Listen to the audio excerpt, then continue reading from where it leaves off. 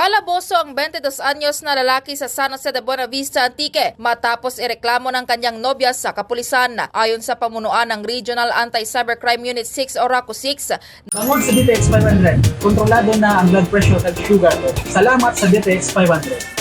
nakatanggap sila ng reklamo mula sa 18 na babae na tinatakot umano ng kanyang nobyo na ipapakalat ang mga pribadong videos nito kung makikipaghiwalay sa kanya. Matapos na matanggap ang reklamo, alas 6:20 ng gabi ng Hunyo 5, 2026, agad na nagsagawa ng entrapment operation ang RACO 6 kasama ang San Jose Police at agad na nahuli ang suspect. Lumalabas din sa investigasyon ng kapulisan na 14 anyos pa lamang ang biktima nang nagsimula ang kanilang relasyon ng kanyang nobyo. Mahaharap ang suspect sa kasong paglabag sa Article 286 ng Revised Penal Code o Grave Coercion at Republic Act 9262 o Anti-Violence Against Women and Their Children Act. Umaabot naman sa 165,000 pesos ang maaaring piyansa ng suspect para sa kanyang temporaryong paglaya.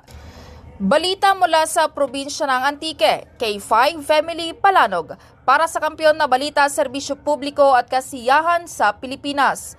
K5 News FM. Bangod sa DTX 500, kontrolado na ang blood pressure at sugar ko. Salamat sa DTX 500.